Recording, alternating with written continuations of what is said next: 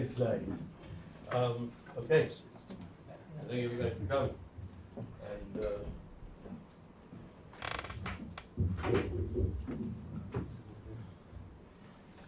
And as we're going to get started, Motzei Shabbat, the topic of Pesach, questions why it hasn't been perm yet.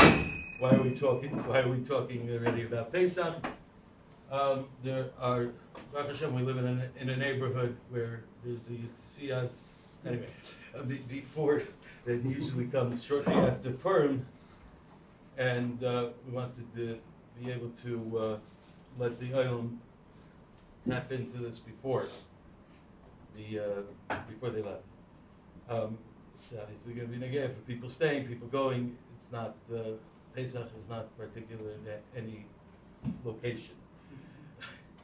So tonight, Baruch Hashem, we are partially sponsored by Well Done, Nanchukat, located their new Well Done branch by Bar Ilan Shmuel Rabbi, Golden Mayer 3. I do have to mention a thank you to Skyline, who sponsored our first year and getting this started, and also an important announcement: as of tomorrow, Schmaltz on Paran will be under Reuben.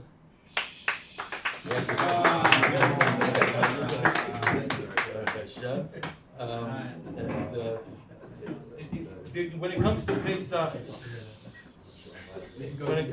to Pesach, there's really three aspects to it. There's preparing for Pesach, Lachana, for Yom Tif, in terms of koshering our homes. There's on Pesach what we could be using, what not, and then there's the post-Pesach issues that arise. And I think we're going to have Rabbi Weiner, who's going to be focusing on helping us prepare. Krakowski is going to talk about ingredients and issues on Pesach. Rabbi Krems will help us understand what to do after Pesach. And before we start, just ask the Rav, Rabbi Reznik Shlita, to lead us with the correct deal for matzah going on. So.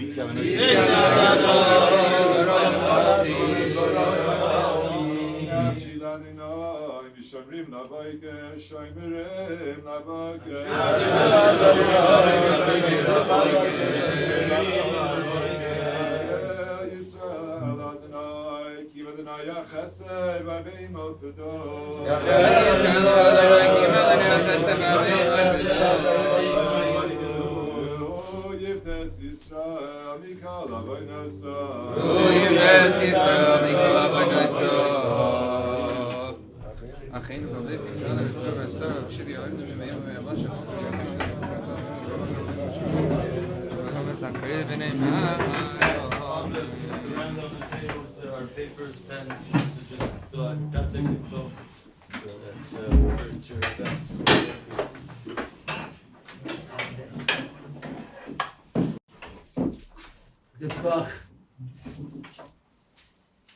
as Zevi mentioned, that throughout the year, when Americans come to Eretz Yisrael, just to navigate the kashrus is always challenging. We do have over here good achsherim, and we have achsherim which are weaker achsherim, and just to get used to what's not, and this thing is good for this and not good for that, is always challenging.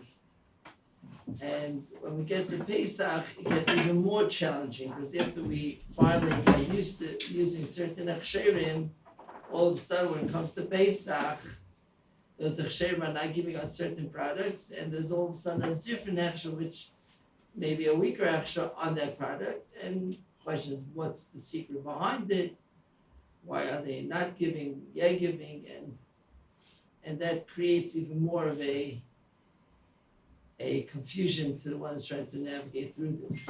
Supervision, Rabbi Krakowski, I think, is going to speak a little about that, to give guidance on that, which is always very helpful.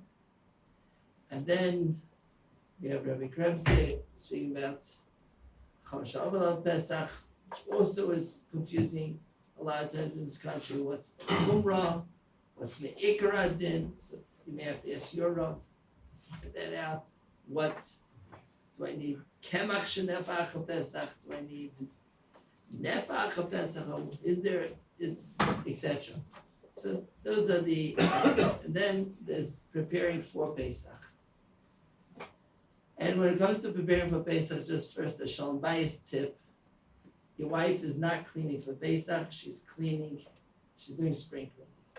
Changes the whole mindset. When you're going to start arguing with her on every pride and say, we don't need to clean this, or we do need to clean this, it's just going to create more frustration, and definitely will not help your shalom bayis. So have in mind, you're cleaning the house for spring, and it's a nice thing to do once in a while.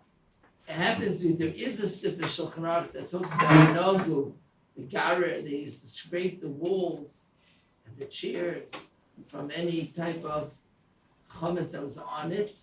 Mishmur says even though you don't have to do it, but Yisrael Kedoshim Meim, that they're makbid to get rid of every piece of chametz, that there might be even not the share, less than the share.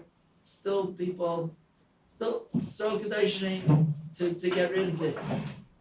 Could be that was then when they lived in one-room apartments, it was easier to do. Nowadays we have at least 2 bedrooms, 3 bedrooms, 4 bedrooms.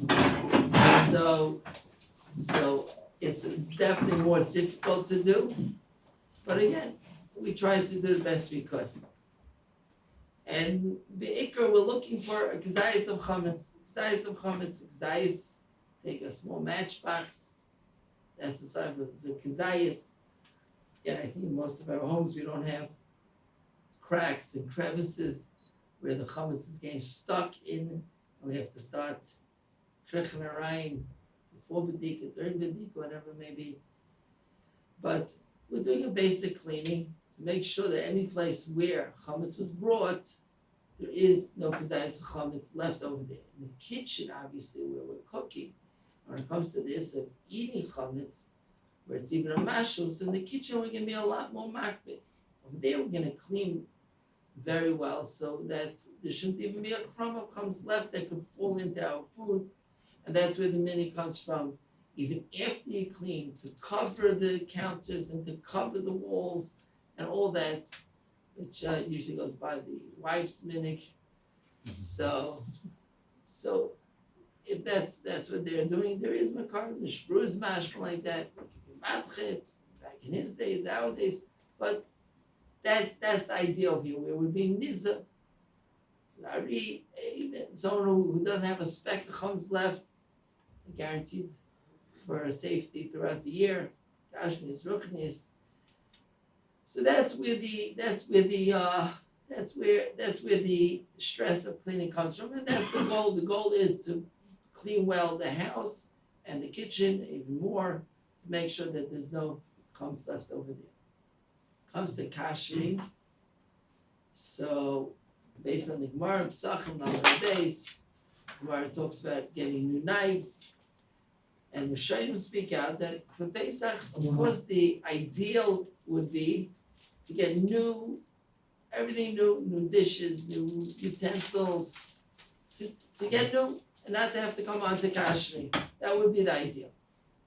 For many of us that are only here for a year or two, or whatever the situation may be, sometimes it's too expensive. So then we need to work out kasher. We're in the kashering halachas. Also, there are different days how to kasher. For example, an oven. Can I kasher the oven or I can't kasher the oven? Big machlekes, according to Moshe, you probably cannot unless you have self-clean. And then depends how high the self-clean goes. Self-clean in this country doesn't go as high as it goes in America. And then you have Baron who had more kula dikashita. Different shitas also in kashering. So you could call the kashering agency. Usiel Leiter would be doing kashering. And they lechatchil the goyim for those that need to kasher. And so you could call him and he'll just do the job for you. Or you can navigate yourself and kasher those things that could be kashered.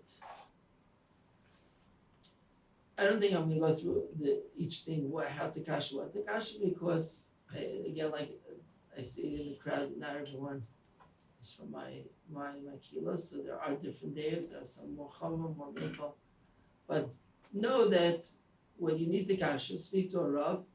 Rav will give you guidance in your situation. You should kasher and how to kasher.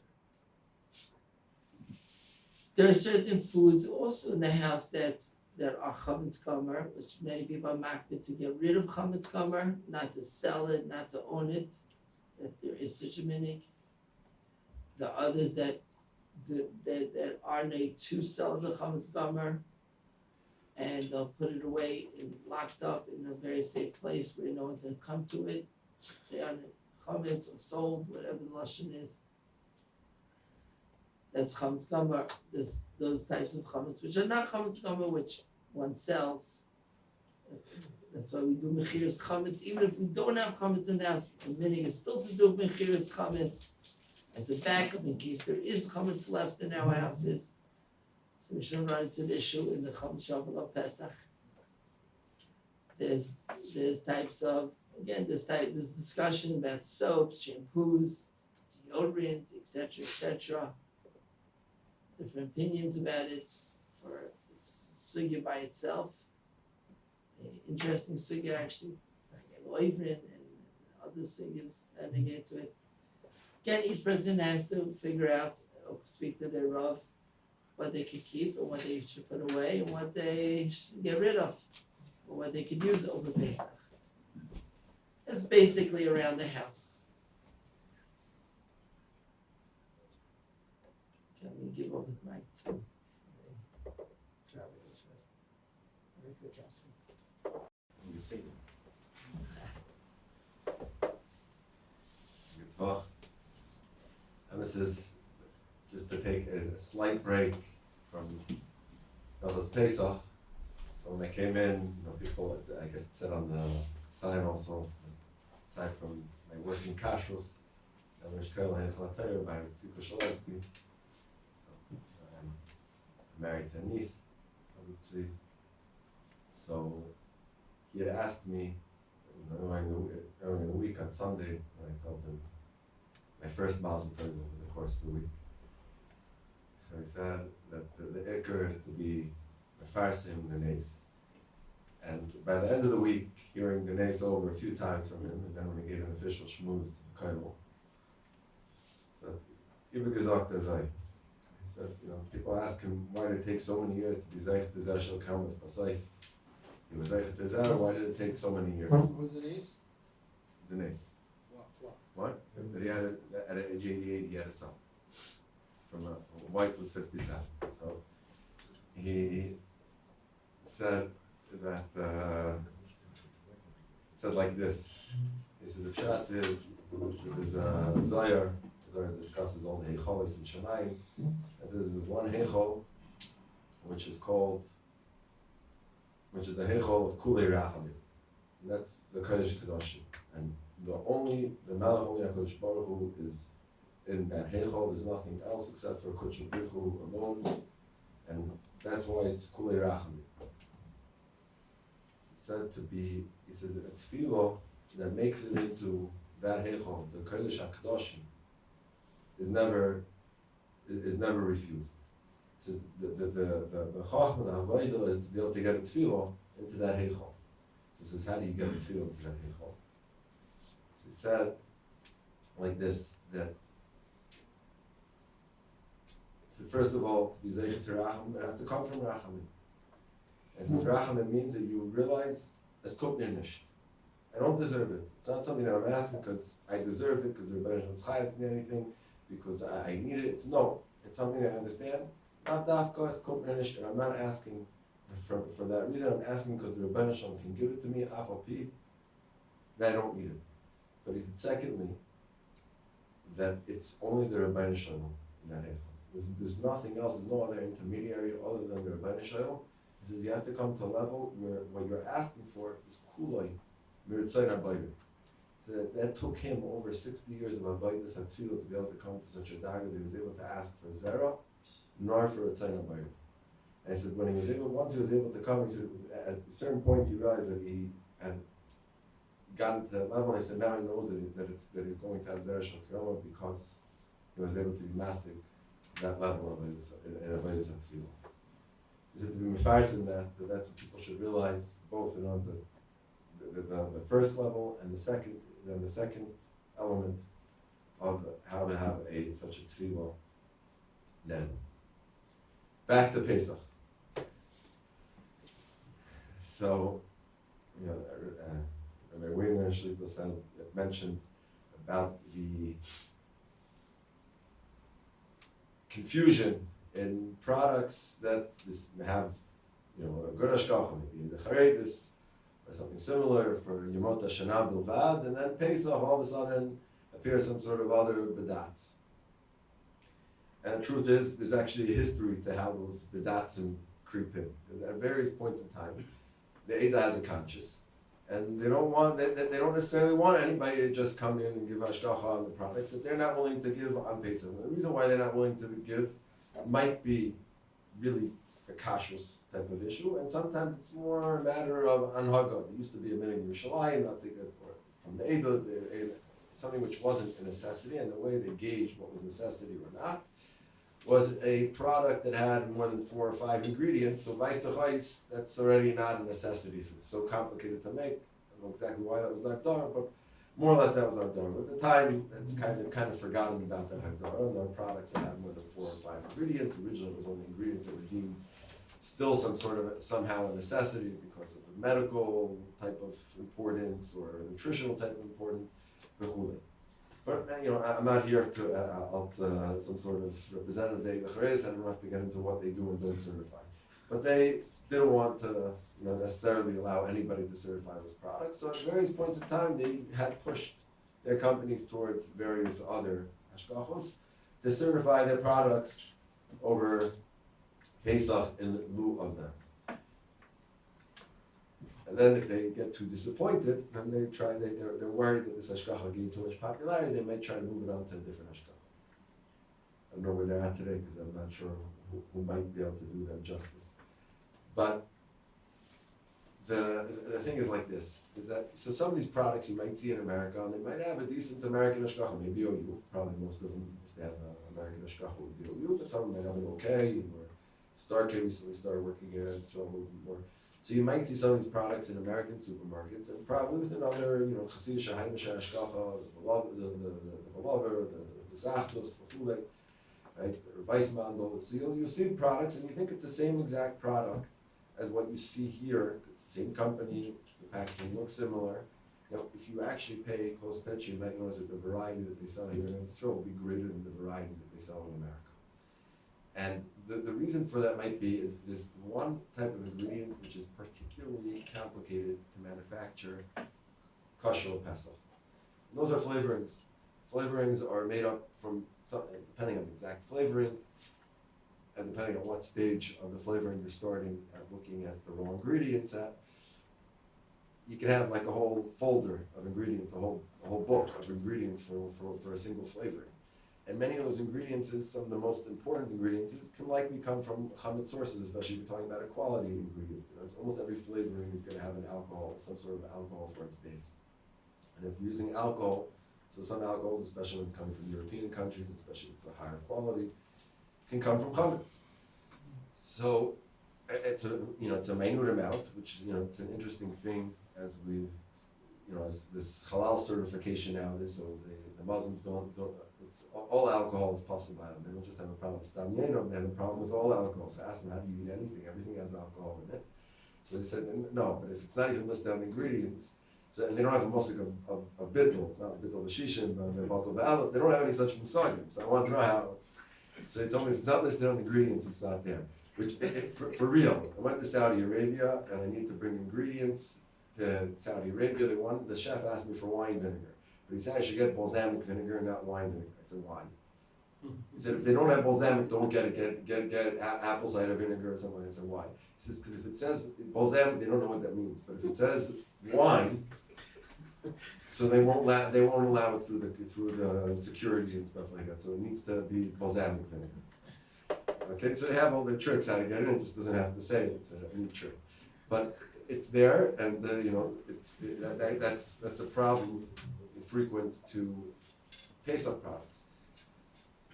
So there are ways around it. Obviously, there's non-chametz alcohol, v'chulei, and there are definitely ways around it. Except for it's very complicated, and you have to remember. So I share with you a short story. Rabbi Machsher, Pepsi. He told me he went to Kosher as a Pepsi plant for Pesach. So he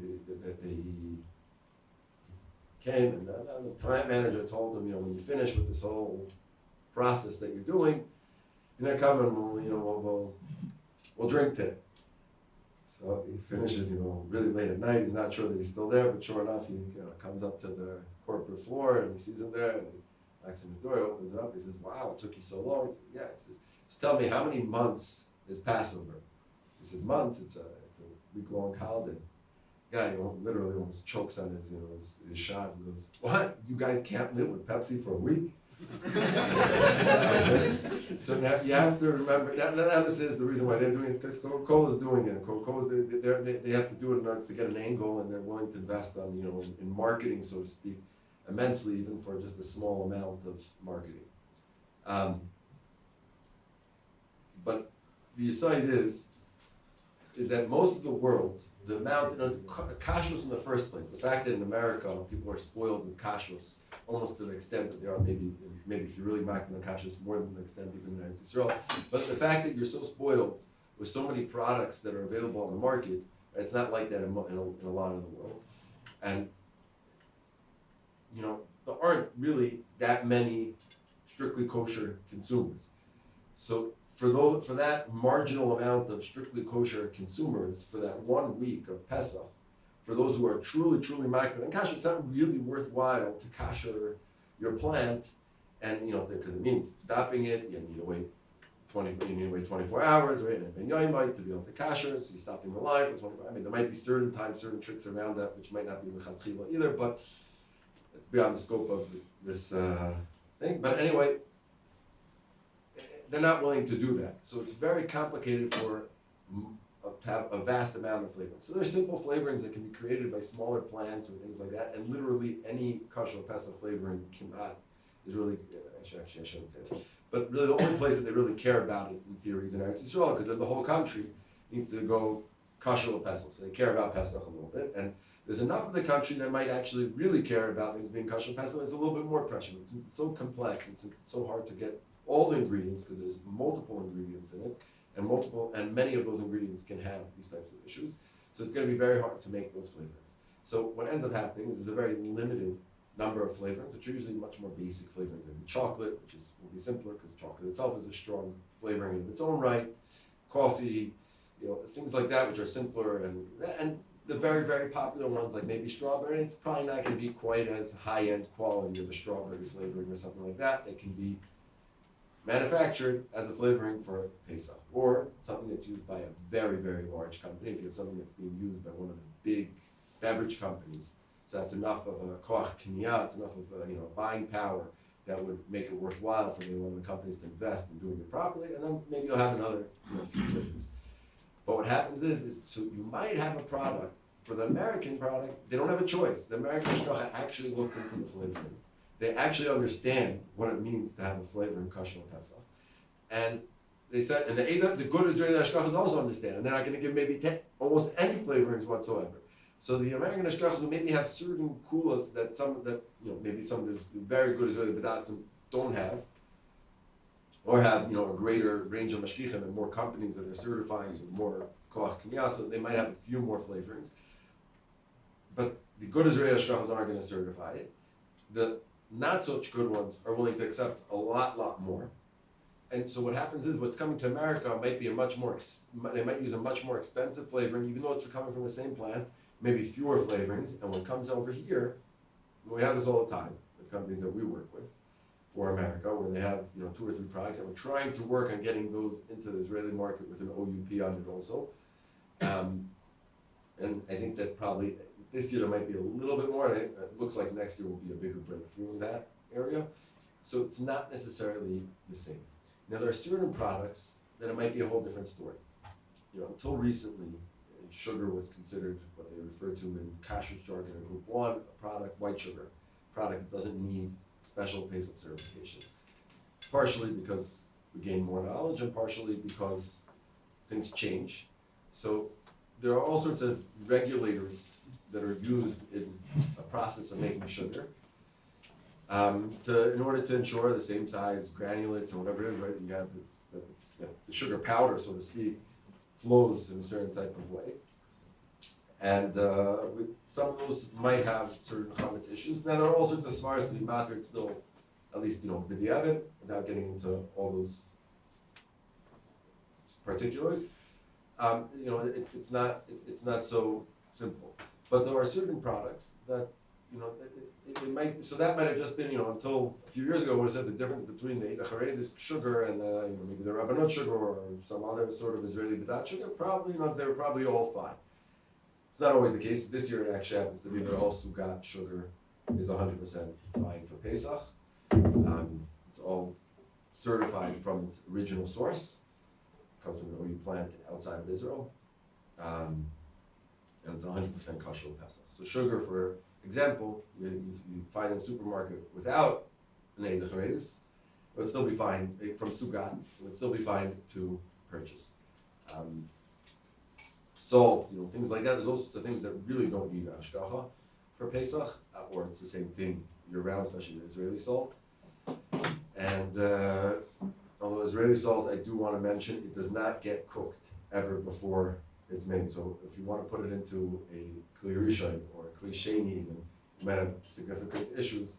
And again, you can ask your Rav exactly what point to put it in. You might be able to put it in without a problem, but it is not cooked at all. Modern salt might be different, but the Israeli salt is not cooked before. This is an aside. So that's really the truth of the story. So products really should be well looked into if it doesn't have a good hashgacha. And you should ask somebody who's more knowledgeable about kashrus if you think that something might be maybe more benign and might not need Pesach certification, or a lesser good Pesach certification might be fine. Or if you want to find out if maybe it's indeed the same product that you see in America with a decent American hashgacha, so you should reach out to that American hashgacha. Maybe they can help you with those particular products. That's in terms of, I think, products by and large. There was a request to discuss aspartame and Can I ask a sucralose. question? Going Sure. back to flavorings, so are you suggesting that those products which are no longer Eidach Haredis and now have a different hechsher, if there's flavorings, stay away from it? Often, there might be other good hashgachas other than Eidach Haredis, not many, but there might be others. And I don't want to get into a list of everyone that is, because we would have to, it's kind of call it the Shmuel Lab, but But basically, those products that do not have flavorings, they are now going to a different hechsher. No. You still have other problems. Okay, what? Other than flavorings, there are problems, for sure. Where they kasher. The kasher on Tzchamet's gomer. Yeah, so, Not proper kasher. the Rabbi Weiner mentioned about kashering in the kitchen, all the shilas. So I want to explain something that Rabbi Krems pointed out now.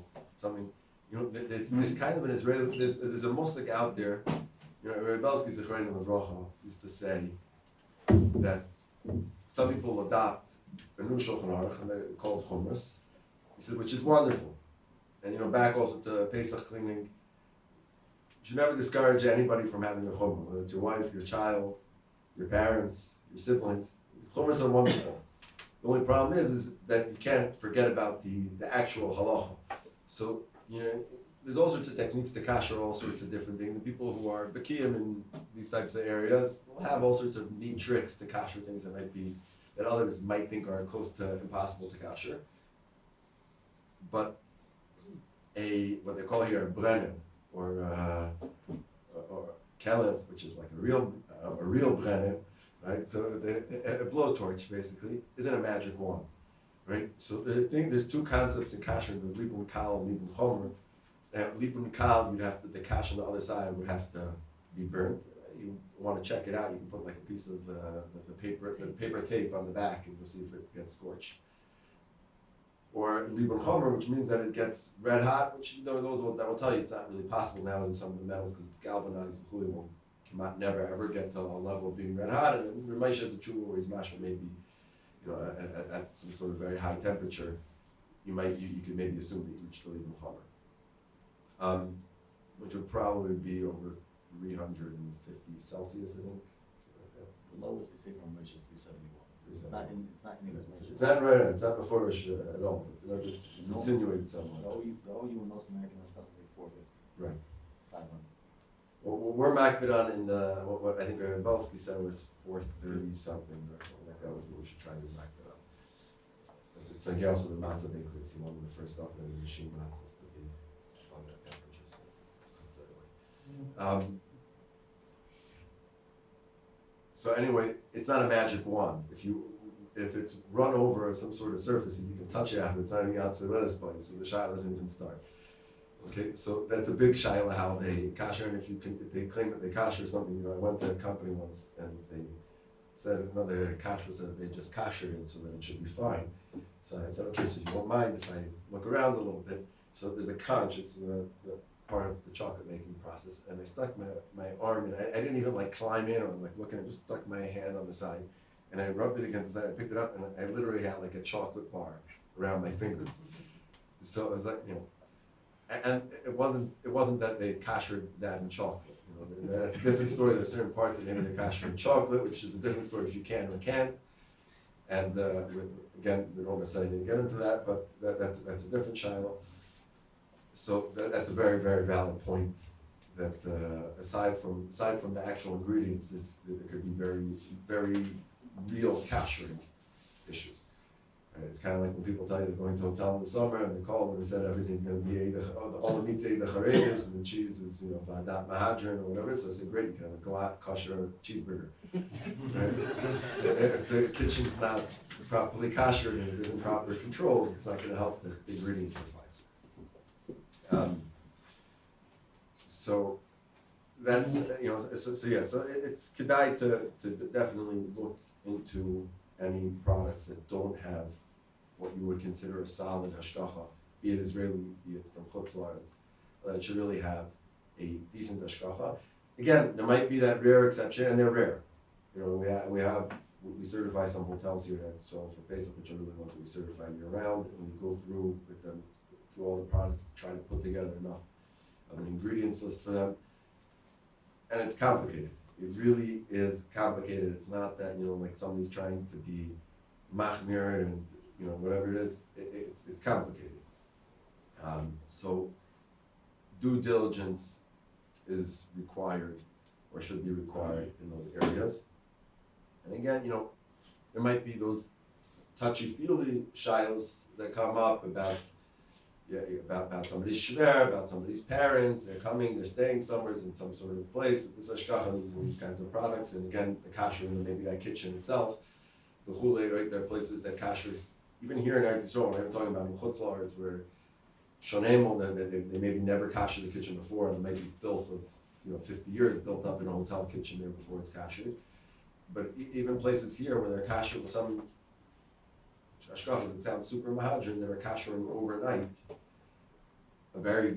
from the largest hotels in Israel, it's half of a fellow that they can even think to do such a thing, or pretend to do such a thing, and so those shilas of where there might be the more touchy feely and things. So again, one's Rav should definitely be consulted, but as it was mentioned when they had the ACO, it should be somebody who's familiar with what the issues might be, and not just saying okay, ask the Rabbi of mine who gives a great Gemara shir, and maybe knows what the Shabbos well, but it should be somebody who's familiar with what the shilas are, so that they understand what's what might be things that cover Abias is Deicha and Shalom Bayis and what are things that maybe you have to find a nice way of getting out of it. And now the floor is over to Krems.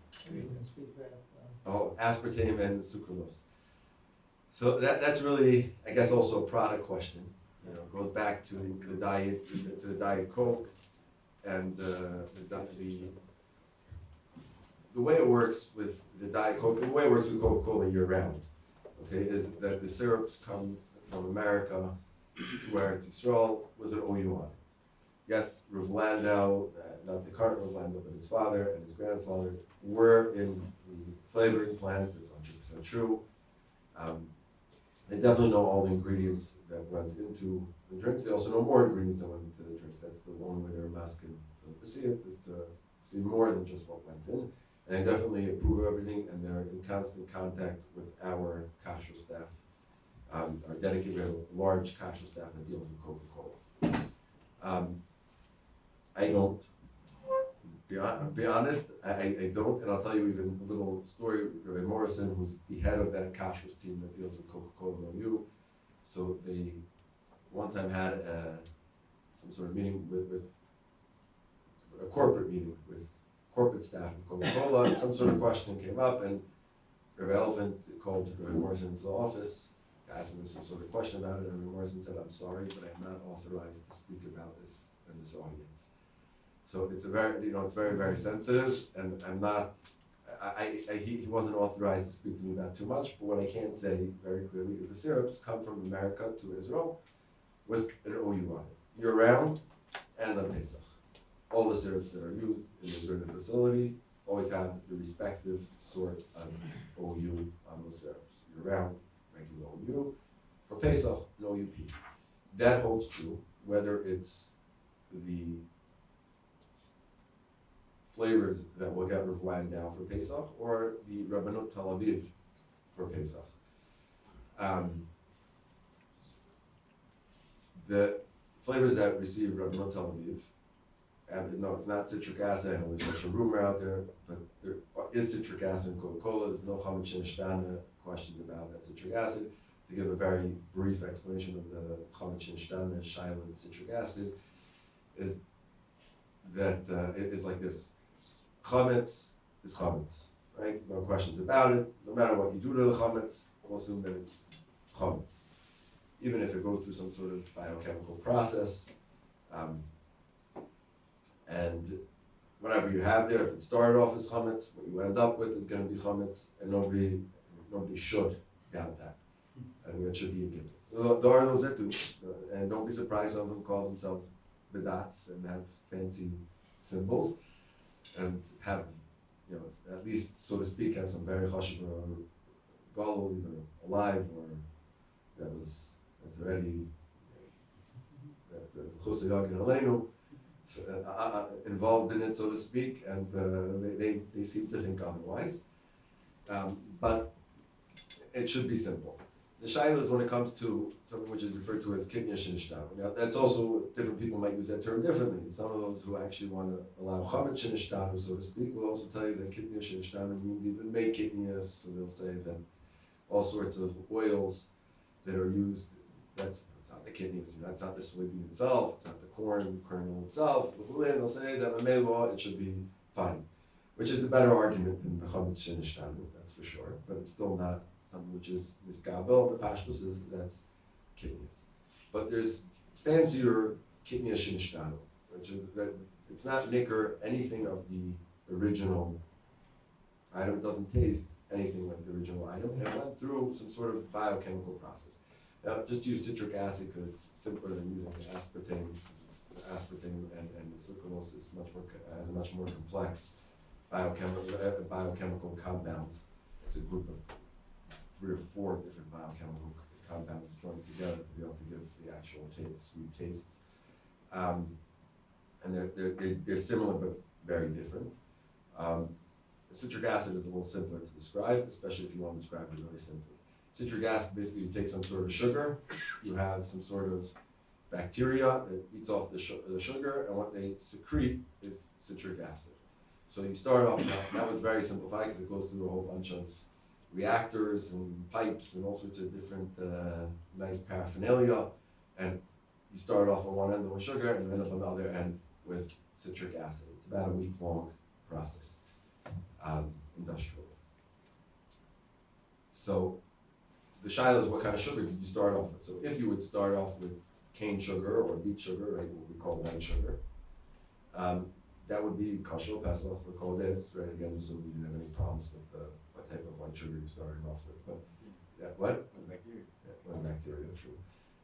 That would be 100% kosher pesach without any shilas. Now, the other shilah, that's not necessarily what's used because that's very expensive, right? White sugar, it's cheap in comparison to maybe certain other ingredients, but it's more expensive than ingredients which is kind of waste, like wheat malt, which would be chametz then, and then you get the chametz shenishtanu shilas, or some sort of corn malt that would be kidney shenishtanu. So if it's a corn malt, you get into an area of kidney shenishtanu, which Rabbi was makel on. Okay, not getting into all the halachic ramifications for why and how, whatever it was, Rabbi was makel on kidney shenishtanu. Again, it was only within certain time. Sucralose and aspartame. So aspartame is generally a kidney shenishtanu product. Meaning it generally is made from they use a corn sugar originally as the starter for the whole process. Not necessarily so at all with sucralose, except for that sucralose, the most common brand, the Splenda, they add other things into it which are inevitably almost always regular kidneys. So in order to make Splenda kosher pesach, it would have to be a special run where they would have to use very different ingredients, and it would have a slightly different texture or taste to it. And then there's also other sweeteners that might be the difference between, people will tell you there's no difference between Coke Zero and Diet Coke. There actually are differences, and it's not secret, so you can look it up and you'll see that you can look at the back of the bottle, there are differences in terms of the sweeteners that they use. There's combined sweeteners in Coke Zero. So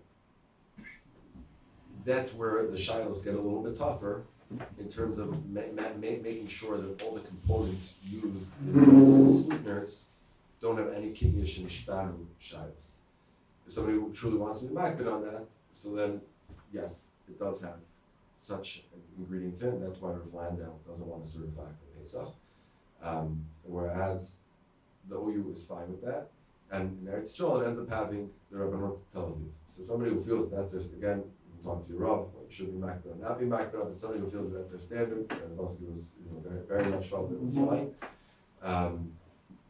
That's the story with Diet Coke. That's also a story with the various sweeteners. And again, the sweeteners can be manufactured. There shouldn't be any of these shilas if they use the right ingredients or if they're started for chulei. So there are special runs that are sometimes done in Eretz Yisrael. They sell some of them with Eida Charedis, the chulei, and maybe even some of the ones with OUP might not have any kidney shenishtanu shilas involved in either. The one with Eida Charedis is actually an OUP product that's done in such a way that the Eida also certifies it for Pesach. Well, our Diet Cokes have the Diet Cokes in Eretz Yisrael, they'll just say Rabbi Tel Aviv, they won't say Right. OUP. So that is the same thing though as an OUP. But that's the same. Same thing as an Gotta be OUP Diet Coke. Is Coke Zero the same? Coke Zeros, all of them come here with the respective OU status as to whatever they're receiving from whatever Israeli hashkaf. Around the world also? What, around the world? No. First of all, for Pesach, certainly not. And when it comes to around the world, aside from everything else, and aside from all the questions involved in it, this was a shiloh about drinking coffee on the airplanes, which is similar to the Starbucks shiloh, actually. And similar, I didn't say entirely the same. Starbucks much worse. It's true, Starbucks has more things to maybe be chayshish for. It might depend on the airline also. But, Rabbi Belsky used to say it like this. He said, a kashrus agency should be mechanech people to eat things that are kosher l'chadchila, not that have various b'diavad svaras involved in it. So he was very, very proud. He used to say when he would travel, he would bring beforehand, he would put in a plastic bag a little bit of instant coffee, and he'd get hot water directly from the plane because there's no showers of the cable because that's directly from the wall, and he'd make his own coffee on the plane from instant coffee and not drink when they go on coffee, tea. So number one is, in general, products should have a good hashgacha on it. It shouldn't be something that's assumed that when you go around the world, you can drink whatever it is, because probably it should be fine, and there's all sorts of svars. That's aleph. Beis is, there are certain countries that are more complex to know if it really is necessarily 100% the same thing, and there might be other shiles in terms of bottling issues, that might get more complex, or shared lines for certain different flavors. Not all flavors of all soft drinks are kosher, even in America. Certainly not all the flavors that are used around the world. So it becomes more complex, and it's definitely not necessarily l'chatchila to drink such drinks, even if they're imported to Eretz Yisrael with some sort of, fancy-looking bedats. If it doesn't have, a good hashgacha that you would rely on, it might be better to still avoid. Again, there might be instances where it's, they'll tell you it's really a parallel, it's coming from the same exact plant, and whatever it is. There are such things, it's true, but without really knowing, it's not necessarily true. I'll just use the Coke to sort of roll into the two topics I'll be talking about. I was told, at least I've never seen it myself personally, that in Montreal, in Canada, Coke bottles are bottled under the MK Zashgacha. The syrup also comes from America under the OU Zashgacha. It's just bottled under the MK and Montreal Kosher Zashgacha. Well, except for Pesach, because that MK place can hold that kidney shinshano is considered kidney, so they won't certify it. So all of the diet products are certified by the COR for Pesach. So there are people that they dafka want to buy the OU version of the Coke because they don't eat the CO. They only but it's the same thing. There's a difference, right? So knowing what those differences are is one of the key things in Kashrus for the whole year, but particularly for Pesach. And going back to what Rabbi Weiner said earlier, this is sort of one of the biggest problems. We live in a global village, literally speaking, not like figuratively, like people say, where, I'm sure everybody in this room comes from, we have 50 people, 40 people here. Everybody's coming from a different city or town or neighborhood. And people have different minhagim, different family minhagim, different communal minhagim. 35, 40, don't catch me the number. People have different family minhagim. They have different rabbanim here than the rabbanim that they spoke with or learned by when they were in Chutz. And everybody has a different perspective, Mesorah, Derech HaPsak, and it's not two Jews, 3 opinions, it's 2 rabbis, 50 opinions. And especially if you're dealing with rabbis that are like, well, really, I don't know, let's say Shtickle Torah, and I can't really make up my mind. It's too complicated. A friend of mine told me once he called him a certain Rav Machshir in America, I asked him about a certain product, about Chomet Shavar for Pesach, it's complicated. Tells me, it's complicated. He said, I didn't ask you if it's complicated or not. Keep it psak Allah. Tell me yes or no, or yes. That's it, finish. No, but it's complicated. Right? And that's the reality. The reality is that we're dealing with the Pesach, but even the whole year, we're dealing with a situation where somebody looks across the street and says, but my neighbor's buying it. Everybody else is doing it. All the Bnei Torah do this, and this is, we can or we can't. So we do kasher this or we don't kasher this. And most Americans have never heard about koshering brand new dishes or brand new pots. You go to every Hadalas Kalim in Israel and you see, no, this is a special pot just for brand new pots. Well, I've never heard of that one. And there's reasons why. There's certain reasons why certain places were more machmir about it, but they're not familiar with it. So one second they start second guessing and triple guessing. One second they make my grandmother's kitchen that was draped. And I remember Belsky once by an Ask OU, I think somebody asked him, I think a lady faxed him a question, and she said, what do I do if I only have one sink in my house? He started laughing. He said, what's that, Bapuitin? What do your grandmother do? She also only had one sink. Just because we're used to having two sinks, in America, many people that have three sinks already, because it's separate from fire. Right? So it doesn't necessarily make everything else be different, not kosher, and that's something that people need to ask and find out about. So when it comes to Kiddushin Shanu, or how to kasher kalim, or if a certain hechsher is good for a certain item, having real information is very important. I personally was just giving an example of something that Rabbi Krakowski addressed only slightly. So a certain Ashgacha in America asked me to go visit a facility here that wanted to do a pesach run.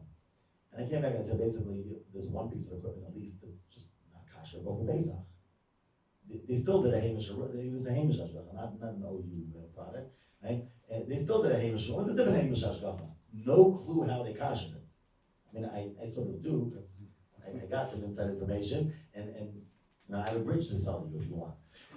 It's just, it's Luftgeschäft, it's just simply not realistic.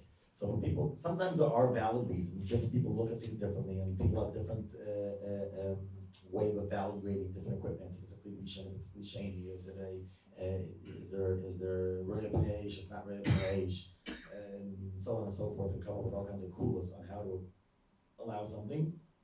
But like Rabbi Krakowski said from Belsky, we want kashrus lechatchila, but the problem is, what is that lechatchila? And the true lechatchila stand up. You can ask every Rabbi, you're going to get a different answer for what that lechatchila is. One will say that Kiddushin Shtana is lechatchila without any questions, and another will say, what are you talking about? It's mamish kitnius, mamish chash kitnius. It's like horrible. And the same thing with kitnius itself. What is kitnius? It's a minig. We're talking about something that's a minig. And every community had a different minig on what that was. I have a friend, again, I didn't see this documented anywhere, but I have a friend that comes from a Yekisha background, and he said, we didn't eat sunflowers, chas v'shalom on Pesach, right? That's kitnius. I mean, it's a renegina, or whatever, we're not minig kitnius on that, but sunflower oil, of course we use sunflower oil. They didn't have a minig on that. And so every community has a different minig on what is kitnius and what is not kitnius, and what you're allowed and what you're not allowed. And just like one person will wait 6 hours, one will wait 3, and one will wait 1. It doesn't make them a lesser Shema Termitz because of that. You have to know what your akpadas are, what your minig is. Are you makbid on this? You're not makbid on that. And whatever you don't know, I say l'charabi is talib and asafik. So with that sort of introduction, the best or worst, I should say, example of that global village are Pesach hotels. People go, forget about hotels for the whole year, but Pesach hotels, people all of a sudden first sign up for a hotel, and then they call up some of the rabbi, they do know, they don't know, and say, is this hotel fine for Pesach? And I never heard of this hechsher, this rabbi that's certifying it. They're like, what's the story? Like, why did you book it? Well, there was a special, there was a deal, and my aunt, my uncle, my grandaunt, and my cousin, and I don't know, all kinds of different reasons and logics that I don't really understand on why they somehow got dragged into this and signed up before they read the fine print and found out that it has some unknown, unrecognized hashgacha. So the bottom line is that there's a reason that the vast majority of Pesach hotels don't have a regular, standard hashgacha from a reputable, regular hashgacha. There's a reason. The reason is that it's very, very, very hard to do it properly, and very costly, and people don't want to make that commitment. It's very, and they know they can get away with using somebody else. So, is that somebody else horrible? Well, again, there's a whole range. It's on the spectrum, as we say today, right? It's on the spectrum. So you have the worst story. Last year there was a story that went public and viral, and this court case is still going on about a hotel in Cyprus where it was definitely not kosher the kitchen properly at all. People didn't even have wine or matzahs, or Shmuel matzahs for Leila Seder. Like there was gross negligence on how it was set up. Who's at fault? Okay, let's let the courts decide that. But it's for sure something that can happen. So if somebody's talking about a Pesach program, and we're not talking about Pesach programs for this year because whoever booked already, and maybe they should go. But we're not talking about you're talking about maybe next year. Okay, so fine. Let's talk about next year. Right? So there are certain questions that somebody can ask and evaluate and find out: is this Pesach program in the parsha at all? Is it even possible? Right? The most common question is just finding out how many mashgichim are on the staff, and to see if that even makes sense. And when you find out that some of these Pesach hotels have only 2 or 3 mashgichim, again, I have a bridge to sell you. It's just not possible. The minimum that anybody with any right mind has a Pesach program is around 8 mashgichim. It's like the bare minimum. You need to have at least one person that's dedicated for B'dikas Hawaii. If they don't have that, then there's for sure not that much to talk about. Now, is it possible to have a Pesach program with less? Yes, it is possible sometimes. It's just very, very, very, very, very, very rare, and set up a very specific setup. The other one is, of course, Kasher and Kalim. If a Pesach program is Kasher and Kalim, it's usually a very, very bright red flag flying over their name saying, beware. Because that means that they're not invested enough in making sure that Pesach is going to be done properly and it's going to last from year to year. If it is, then they would have invested. They would have Kalim from last year. They would have dedicated Kalim. So to say that everything is going to be dedicated, no, but the vast majority of them. So the Pesach program says we don't have dedicated Kalim, or we kasher everything. Yeah, we buy a little bit of new stuff, this, that, whatever. I'm not even getting into things that you can't kasher, right? Like ceramics and glass and whatever. Right? We're not even getting into those things, even things that you can't kasher. If a Pesach program is kashering most of the equipment, it's usually a dead giveaway that the kashers is not paramount to them at all. And then you could ask the generic questions: what type of ingredients they're using.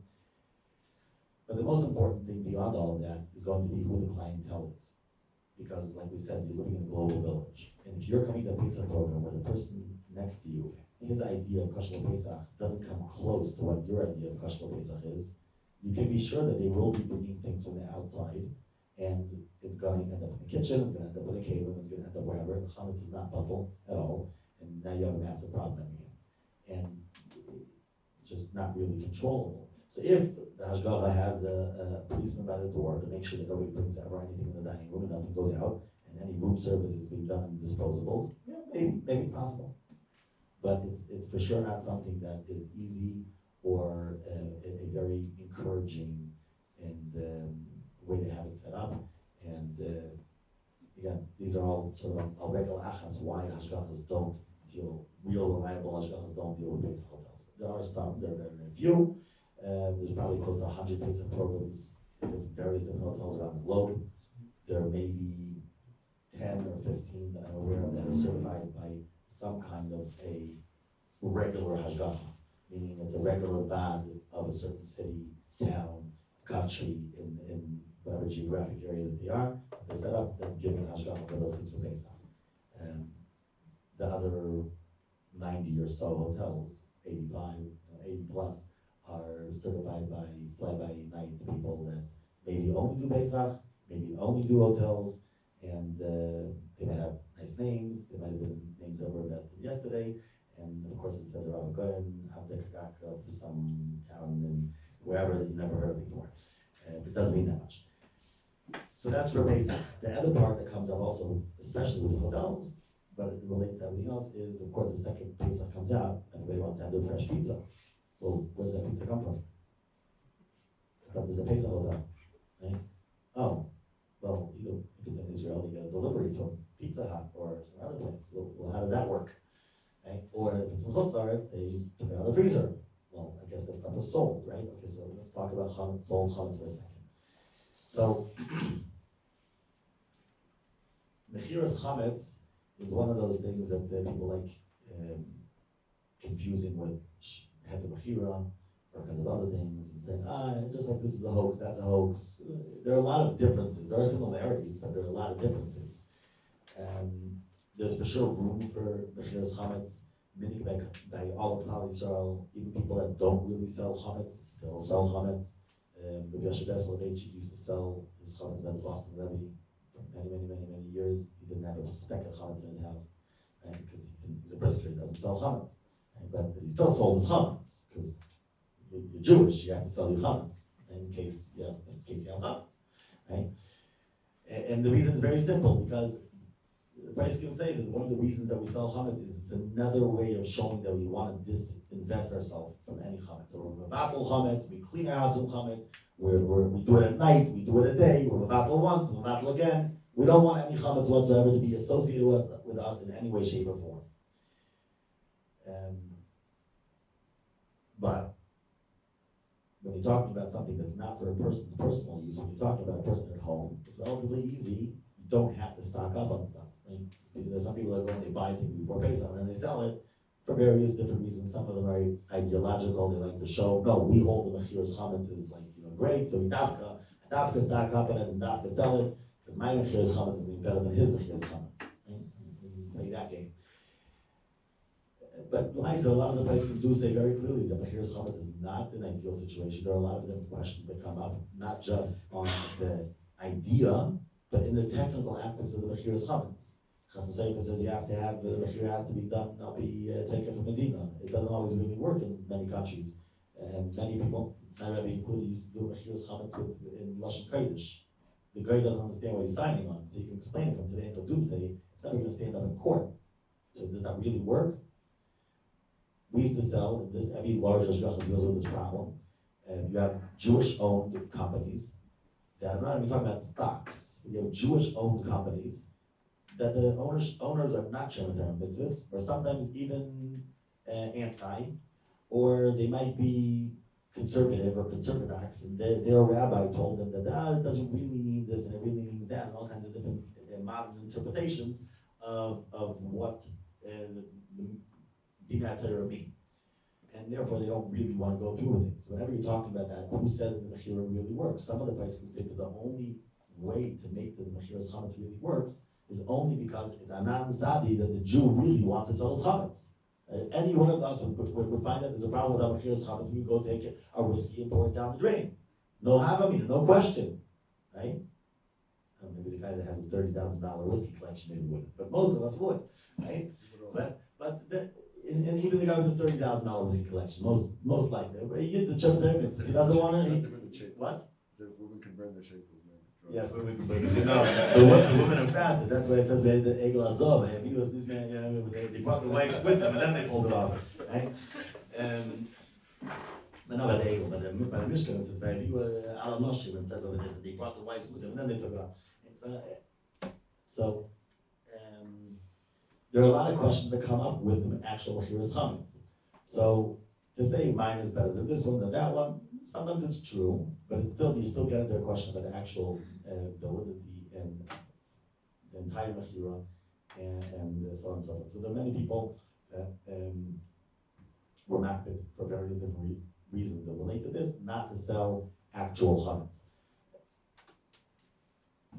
I think the Shabbat brings down from Zion that it's something it's a nice minute for somebody to have, but it's not something that's supposed to be a royal rabbin. It's not supposed to be a public thing. If somebody's holding by that, that's very good. The problem is where going back to where I started from, we're in a global village. And the second one person is doing it, the other one knows about it, there's no real way how to keep that sort of under wraps, and that it's like a private minute. And therefore we've seen in the most recent years that this has become a very big hot button issue that everybody talks about after Pesach. Is it chametz? Is it not chametz? It is. It isn't. What, where, when, and how? And maybe it's a chaval, but that's just the reality of what exists. So it's important to understand that there's sort of three different levels that you get into it. 4 levels that exist when we're talking about soul chametz.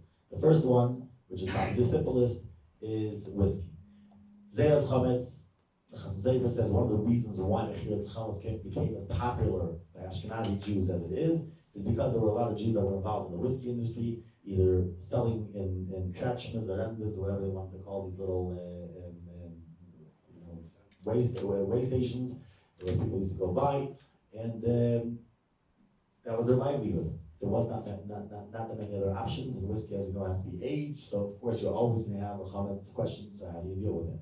So therefore many people, Chassid Sofer included, Chassid Sofer discouraged doing mechiras chametz, it seems like, but he says explicitly that selling whiskey is something that is more l'chachila, and there's less things to have an issue with. That's without getting into the actual technicalities of if Zeas chametz has the same din as chametz gomer, even though the halacha we paskin knows you get any wrong misunderstandings for this. We paskin the halacha Zeas chametz is chametz gomer without any questions, but we can't ignore the fact that there are opinions in Rishonim and Achronim that say otherwise.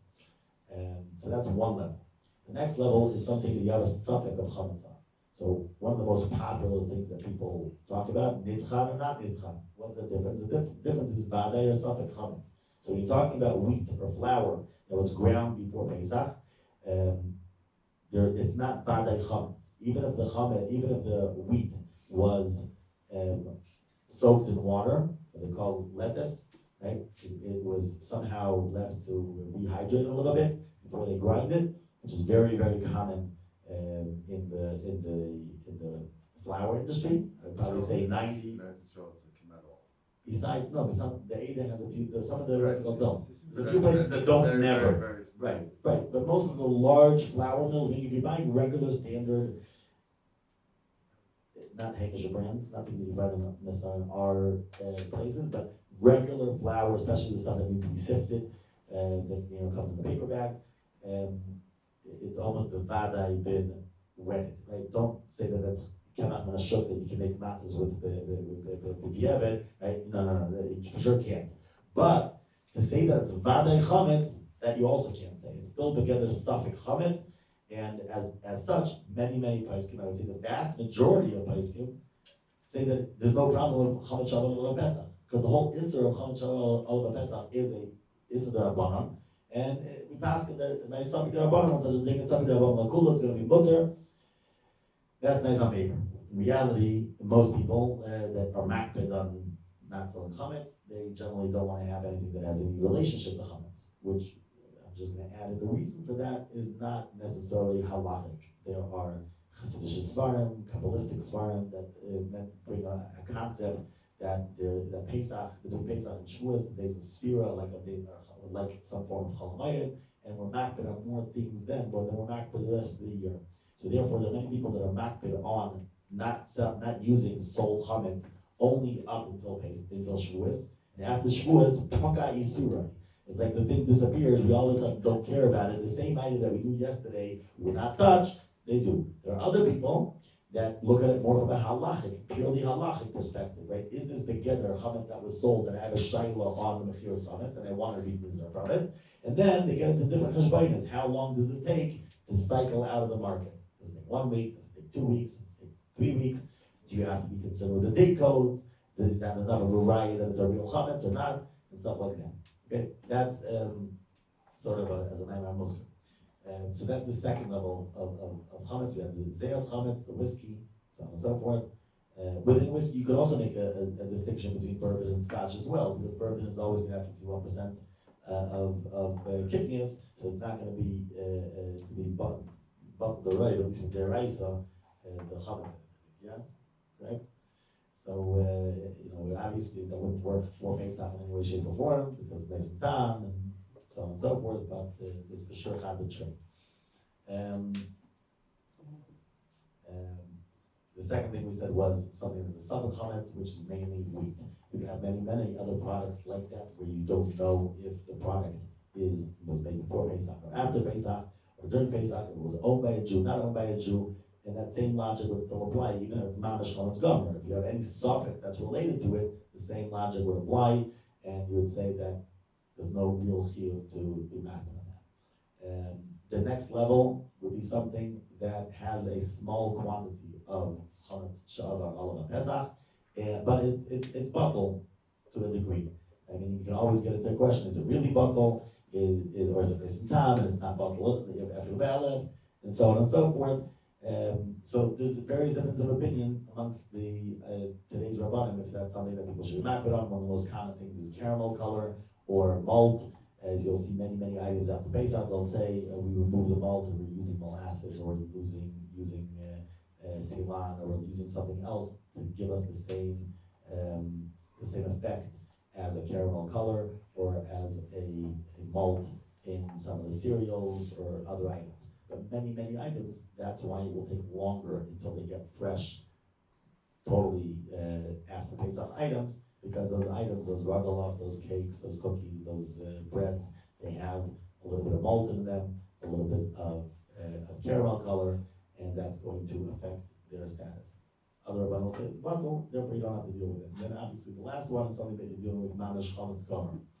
The worst scenario of chametz gomer is, just go back to where I started, is those places that are getting those pizzas right after Pesach.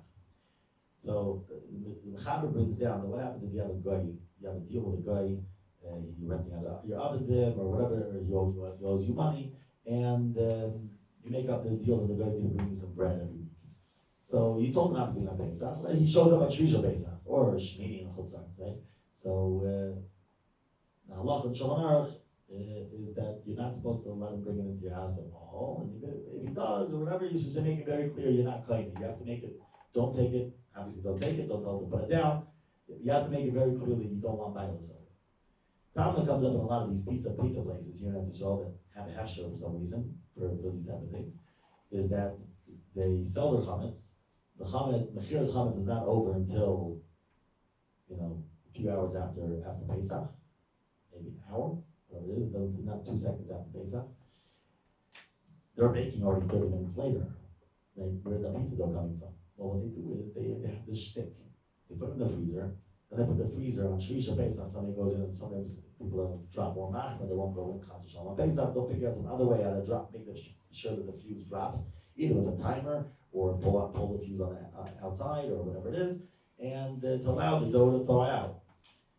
I think that Ein Lecha Godel Mizu, somebody saying, I want this chametz, right? I think so. Yeah. So I don't know how that really works. Maybe there's some one can have a better perception from me than I do on how to be mapped to such a thing. But to me, it's pretty clear that this person is saying, I don't want this Mechir's chametz, or at least I don't want it 100%. I want it to the degree, but I want my dough 2 seconds after Pesach. Now there are solutions if somebody wanted a real solution. Right? You could do the exact same thing by a guy, right? And make a deal with a guy that the guy's going to deliver you fresh dough 30 minutes after Yom Tov. Now, how he does it, that's his problem, not your problem, right? And that's 100% mutter. It's in his property, his place, totally separate. I don't care how you deliver it however you want. Not my problem, right? But when you're doing a mechira and it's staying, even if you're saying rishus, master rishus, and you're showing that you want to have milas over that in some way, shape, or form, it's a big problem. And so just one more thing to keep in mind, that's sort of what I would call the worst level of chametz sha'avar alav pesach. I would think that anybody that has a reach shel should not be buying such type of things until a good day. Usually pizza does 16 hours approximately to ferment. There's some places maybe they do a little bit less than that, but a real pizza dough sits overnight in the fridge and it does a slow fermentation rising, and you can't get that until the next day. When I was growing up here in Israel, everybody used to go to Angels, one of the two places that had fresh chametz matzah. What's it called? Michael was one of them. They used to use non-washed dough. They still do avreichim. And then there was Angels on Betat Fus, the main Angels Bakery, which is no longer the main Angel Bakery. The main one is somewhere in I don't know where it's for what product, I think it was, right? But they were right across the street from the mills, which is no longer. They tore it down. They're building some nice big apartment buildings there soon, hopefully. And Motzei Pesach, it took 2-3 hours until the fresh milled flour that was milled right after Yom Tov came out. And it used to be piped right across the street. And then around 12 o'clock at night is when they started getting fresh dough and fresh baked goods, and it was a mob. It was crazy. That was real, not sold, no games, no nothing. What's it called today? It doesn't really exist. So there's some people might be aware or not. There's a Rav in Haifa. Rabbi, I think is his name, that puts together he's like one of the more machmer, the Chazanish, Mahalach, and all those things. And when it comes to Chametz Sha'avar, and they put together a list of which bakeries and which places have chametz items available that don't have any shaykhs. Like I said in the beginning, this is something that me'ikra din, if the mechiras chametz is done properly, is together of the chumrah that is not something that's supposed to be another of the cloud for the chidim that holding by that, unless they have a certain meaning to do one way or another, and that's where everybody should follow minig avreichim and ask your rabbi, as they say. Questions? Ask the rabbi. Questions? What's the reason for some bakeries saying the flour was also ground after Pesach? And so that's the exact issue that I just said right now. The point is that some people are mako when it comes to the flour. They don't want the dough to be baked because of the suffix, right? And so they want to make sure, some people want to make sure, I don't want everything to do with before Pesach whatsoever. Other people, they're fine with it. Right? And you can always get the sub-ingredients and you know what, Rabbi Krakowski mentioned the chocolates, so like, how chametz are chocolate conscious? Right? Should we get into that one? Or even kidneys, like the kidneys that's in it is bottle of bottle also. Depends on the quality of the chocolate. Lecithin? How much lecithin is in the chocolate? You seen anything with more than 1.6? Depends on the quality of the chocolate. Never seen it. Okay. But no, again, midairaisa will be bought. No, right, for sure. Even they're bunny, you're not gonna have you have shishi. Yeah, but it's therefore it's maybe a little reminder. That's it, they keep it hands, that's not mine. When we were talking about flavoring in American and Israel, I didn't understand which one has the better flavoring. So Can you repeat the question? even though Rabbi Krakowski is speaking about this, I'll just add about 2 cents Can you about repeat this the topic. question?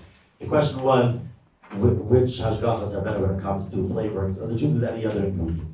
So the truth of the matter is that the American hashgachas, especially with Pesach, but even the truth is, it's the same thing through the whole year. We're much more thorough about vetting ingredients and won't rely on all kinds of bechsvaras why they allow a certain ingredient to be used.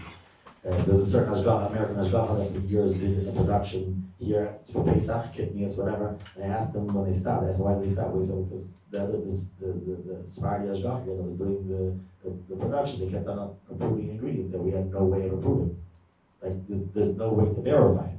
So there are some things you could verify.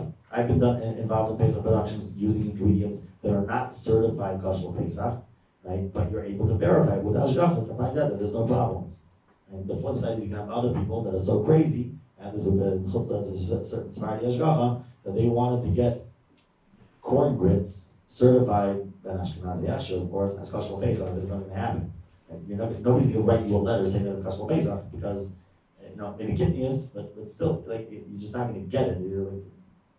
It's an industrial. It doesn't make any sense. So sometimes you have people that are just too loose. Other times you have people that are too strict.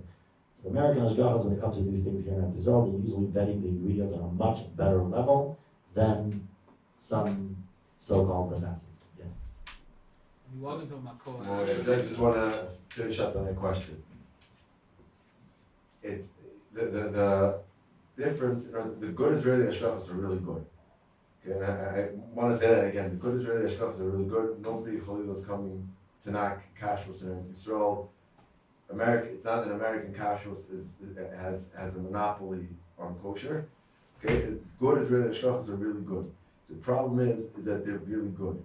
And when you're doing, which is a complex problem, when you have a system that requires things to be kosher, so it leaves an option. Rabbi Belsky one time spoke at a conference. It wasn't an OU conference; it was an ACRO conference on Chol Yisrael about whether the should be more the American hashgacha should become more makbid than Chol Yisrael. And making his point, he discussed why he felt as if this was a Torah Masorah convention, and we're discussing should we be mechanech the next door to be makbid than Chol Yisrael. He says the answer would be of course, right? But he said when it comes to certifying it, he says we absolutely should continue to certify it. Why? Because if we don't certify it, we're going to have to give a din v'cheshbon on who certifies it.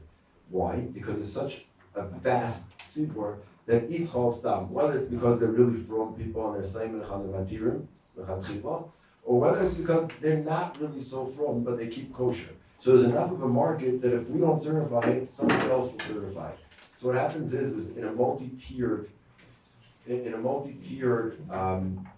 Kashrus environment. So you already have hashkachos that are so b'diavad that you've allowed in all sorts of options that aren't good for everybody, and the good hashkachos become super good, where they have all sorts of chumras that many people might hold are very important to keep or might very much want to be makbid on, but it creates that there's a tremendous bar between the better ones and the not good ones. So that's what happens here in Eretz Yisrael in terms of whether the hashkachos, in terms of what's better. What's better is when you're not looking to have all sorts of extra chumrah, so to speak, or whatever it is, but you want something which is really kosher l'chatchila. There aren't really organizations in Eretz Yisrael that are really answering that request, so to speak. So you don't really have hashkachos defined on that type of level, and then there'll be saimach on all those b'aychsvaras, as Rabbi Krems said so graceful. That's number one. Number two is, so yes, the American hashkachas in general, also because of the way they work, and it's, in Eretz Yisrael there's a luxury of having from koach adam, from manpower. So you can put in, you want something to be Yerushalayim Yisrael, Aviyas Yisrael, whatever it is, whether it needs to be or doesn't need to be, that's not even a shiloh. Just so why should we even get into the shiloh chatchila if it doesn't need to be Aviyas Yisrael, not need to be Aviyas Yisrael, if this is a din of Lafiyah, if it's a din of Bishul, what kind of din it has, you don't even get into the shiloh. There's anyway 5 from workers in the company, 5, definitely Jewish workers, but probably even from workers. Just have them be responsible to turn on the oven, to put the things in, etc. So it's a whole different type of system. Mashkichim, yeah, mashkichim everywhere. You can have a mashkiach come into every plant every day. In Chutz La'aretz, we don't have that luxury. So the systems are much more systemized, and therefore the vetting, it's not being signed on some mashkiach who's looking over it. I had an issue recently with a company here in Eretz Yisrael that recertified their export. So they didn't change their ingredient label. And on the ingredient label, they wrote that it has lecithin, which give you as kidneys. Just to give a brief thing, and then also lecithin is basically like canola oil, which comes from a mustard family. It's a wild mustard, it tastes horrible without being highly processed, rapeseed, without being highly processed. So therefore, those that wanted to say here in Israel that it has like a different thing. It's not kidneys, it's not kidneys, it's lochlei lecithin. They have like a whole new haidar, right? So Rabbi Krakowski felt that that's pashut, that it's kidneys because if it's part of the mustard family, it looks like mustard. Mustard is mentioned in Shulchan Aruch, so it has the same thing of mustard, just because it's less tasty and it has to be more processed or have more things added in to mask some of the undesirable flavor of it. But that's a whole parasha in itself.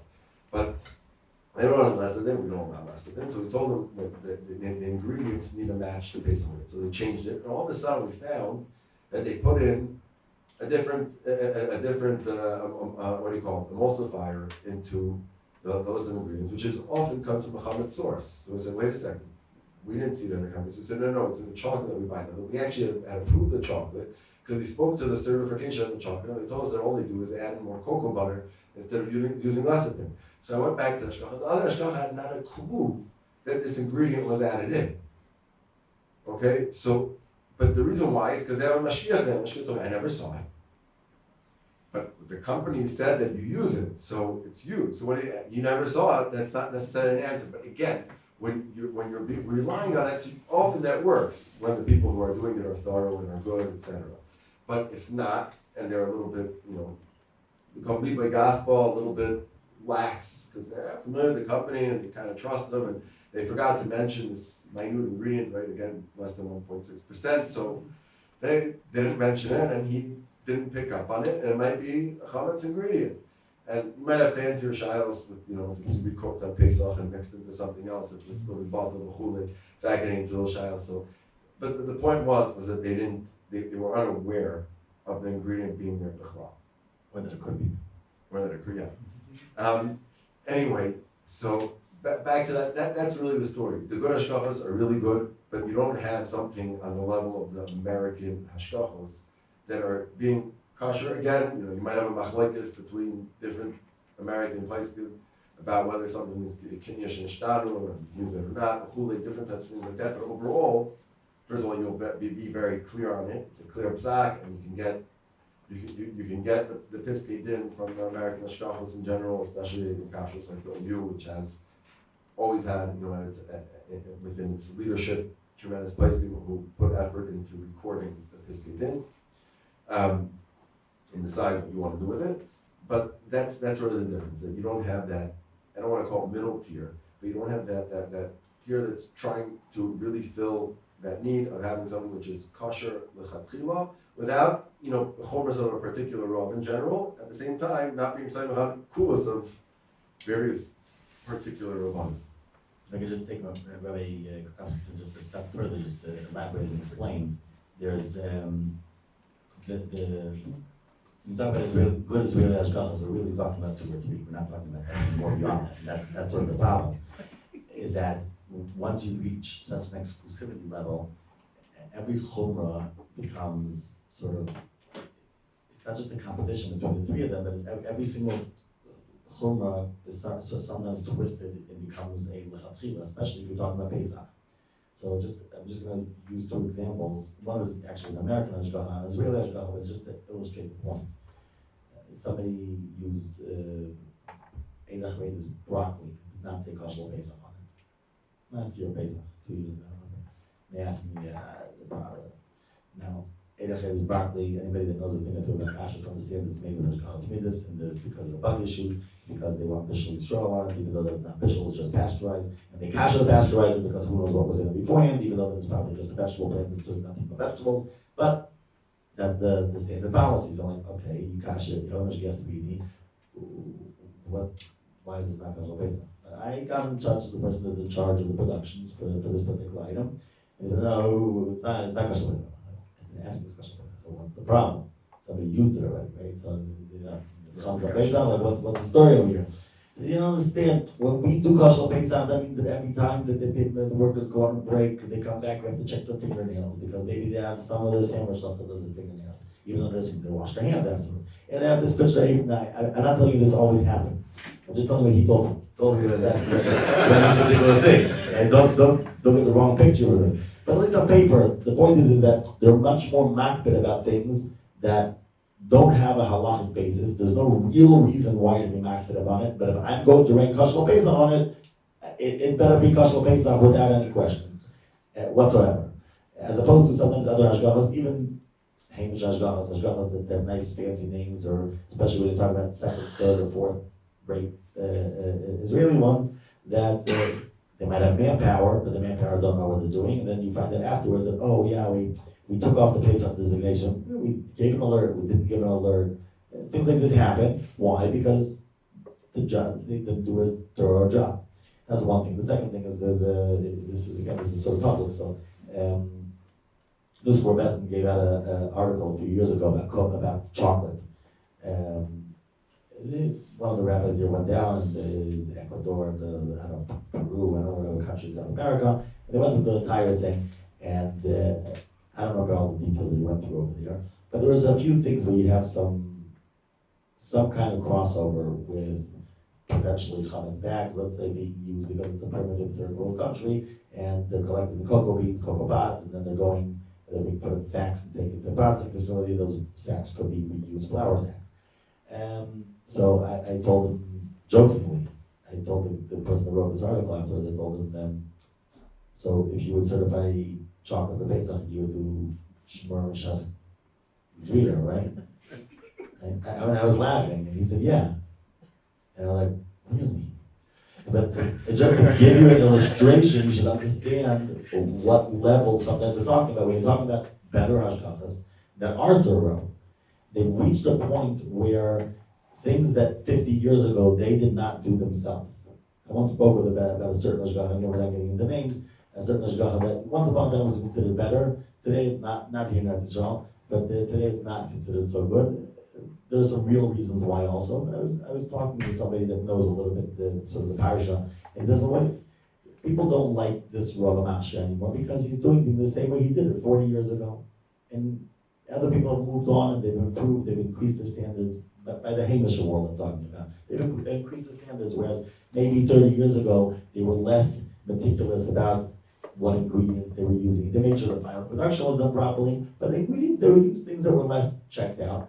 And today, that's not the way they do things. It's just one example that he used, but these things do exist. The world has just moved on so far where, again, just use one practical example from Motzei Shabbat, nothing to do with Pesach, it has to do with the whole year. The whole question about Arla on fruit and vegetables, it's pashut in all the places, and there are some that are chaylik, but pashut in all the places, the pasuk called the parish Mergu parish on it. That was a minhag in Eretz Yisrael up until 30 years ago. The Ada used to certify fruit and vegetable stores that did not say Arla on the thing, Lavech Shash Arla, because they could not commit to that. They didn't take a prize on it that it's not Shash Arla. They were saying, called the parish Mergu parish. Today they would never do that. They're set up in a system right now where they're not saying on that. Right? So does that mean that it's more is yesterday no good but today is good? It's just things, the situation changed and will allow them to be matter for whatever reason it is, and now they won't accept it in the other way. So there are many other things like that, especially when it comes to Pesach, where the few good hashgachas are just so far ahead that in order to do another item for Pesach, they work on it for 2 years before. Literally, anything that you see new on the market this year that's certified by the ADA, by Rwanda, whatever, it's been a project that's been working for 2 years. It's not something that started 6 months ago. Broccoli was kosher?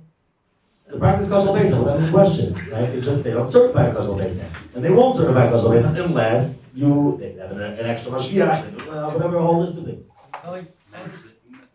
Somebody asked about medicines. Weiner. It depends what medicine. You should ask his rough. I'm saying there's different medicines, which might be kidneys, might be chametz, might be. And for sure, don't stop taking medication until your rub tells you no. Exactly, Then you can't. exactly. Bourbon is mutter by now after Pesach? No. But if it wasn't sold, all Rabbi Krems was saying is that it's more kal to sell it. What?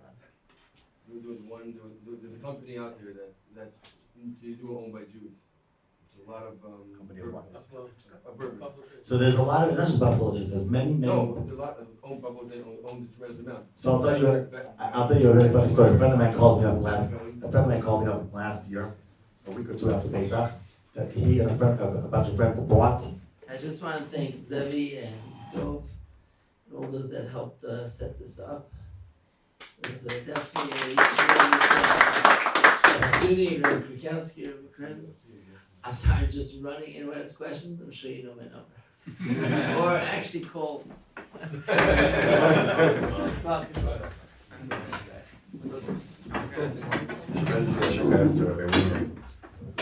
Let's call it. Thank you very much, Rabbi Weiner, for initiating it together with Rabbi Kalbach and Rabbi King. So one of the big problems that exist in the world, it's not just bourbon. There's whiskey companies that are owned by Jews. There are whiskey companies in Scotland that are owned by American companies. There are investment companies that are owned by all kinds of different things. But beyond that, you also have private people today that are buying barrels. A friend of mine called me up 2 weeks after Pesach. He just discovered that a few of his friends bought a barrel of bourbon together. I forgot what distillery it was from. I don't think it was Buffalo Trace, I think it was a different one. And they found, and they checked out before that the rabbi of this guy was Orthodox-ish, sort of, or whatever, not really from, but not from. And it doesn't make there's chametz when they bought it. And then they found out, a year or two later, they found out that, and they've been selling it since, they found out that, well, yeah, he sells his chametz sort of every year, but not really every year. And something, at least 1 year since when they bought it, since before they bought it, after it was distilled, it was not sold. So you have a lot of problems with alcoholic beverages today, and something that's very important that people, even though there's sort of a cheskas kashrus on bourbon, whiskey maybe also, but to a lesser extent with all the sherry cask issues that come out today, that there's a lot of things that are Jewish owned, and somebody needs to look into it before you buy it. Which brings me to one point which I did not talk about, which is how far back do you have to trace. So there's a big machlokes avreichim today, more in America than it is here in Israel, on how far back somebody is required to be mevarer if there's a problem with Mechras chametz. The first Shechter from OU and Yeshiva University is famously of the opinion that there's no chayv for somebody to check more than one step back. Meaning you buy it in a store, you know that store is not owned by a Jew, you're good to go, right? Well, maybe you bought from a distributor, not your problem. Now, does that only apply in America versus Eretz Yisrael, where there's much more Jews, so you don't really have a call to birth? Maybe I never asked them that question, so I don't know, right? But it's something where it just shows you what the level of beer from his perspective. It's a rabbanon. You don't have to check one more than one level back. There are other places that hold that you literally have to check back at say called theirs, right? Which is like very hard to do. Right? What? It's definitely on certain products. Definitely on certain products. So the question is how far and then on what level, and so you always get into that question. But for sure, definitely, there are things that are relatively easy to follow, find out information about. Do a quick Google on the company and find out if this is a company that's Jewish owned or not. If it's a Jewish owned company, then yes, that's a big problem. When you walk into a Ma'alot Dafna, what are you looking for after when you walk in? First of all, you want to see that the Ma'alot themselves sold their chametz. Now, one thing that's very important to know, especially if you're only buying things in this area and the Ma'alot owner is a full person, hopefully there's a real mechiras chametz that's being done. There are a lot of places that have shtar mechiras chametz, even from the Ada that's up on the wall, that are obtained in outright fraud. Outright. There's no real mechira happening whatsoever. The guy paid somebody to get a piece of paper to put on the wall, and that's it. How it comes out from the Ada, I really don't know how to tell you. There's supposed to be signatures and phone numbers on all the Ada ones, and you're supposed to be able to call them up and find out and verify. Which I would recommend, especially if you're somewhere not in a from neighborhood with from own Ma'alot or something, I would definitely look into that. 100%. It's a massive problem. It tells itself the pizza said you said before about they have pizza in the freezer from before pizza. Why is it a problem they sold the freezer? Because they're showing that they want the chametz now. Yeah, they sold the freezer. For what? Right Right now, now- took it out to defrost before the pesach. After the pizza party is 4 hours after the bar. Right, and they needed to defrost beforehand so they could actually bake it. It takes less than 4 hours. So what I've been told by people in this country is the way these pizza places are doing it. It's not that they own the pizza; it's the Pizza Hut they're getting it delivered from. Right? The Pizza Hut store where they're getting it delivered from sets a timer, or they have a guy go in, or they somehow pull the electricity on the whole place on Shvi Shel Pesach. Just to clarify, Rabbi Krems wasn't saying that every place that has pizza has Yeah, pizza. yeah, 100%. He said, but you have to ask. Find out. There was a store here on Shmuel Navi when I was a Bacher learning the bris. There was a store here on Shmuel Navi that had its hashgacha removed because they went in and they On started. Shvi Shel Pesach, that you also have. So it can happen. It can happen in the middle of a Haredi neighborhood. You know, it's not. Still have people going to it. Also, the people that hold it shouldn't. The highest level. They come out getting anything around basically. No, Especially here at Yisrael. No, in Chutz it's much easier. Right, in America, I used to go to grocery stores and I used to buy all the stuff from a grocery store. Motzei Pesach, I know that it wasn't delivered by CNS or one of these other Jewish-owned distributors during Pesach because there's no market for it. Then we stopped the kosher shelves once ago during Pesach. I used to buy out whatever they had. Here in Israel, it's relatively easy because there's a large demand for it. So there's a lot of companies. It takes a day or two. You're right, for a day or two you can. But after 72 hours after Pesach, you can get almost anything you want. And pasta is one of the big problems now because there is no pasta that's made in Israel. All the pasta is imported from Kosher, so it takes usually around 2 weeks to get fresh pasta. Right? So people that want pasta, they go to an Arab store and you buy it Motzei Pesach and you're good to go. Not Shop right. Not during Pesach. Not in this country. No, Not in this country. No, like. No, not of chametz, no. Shop right and how Yeah, I'll do.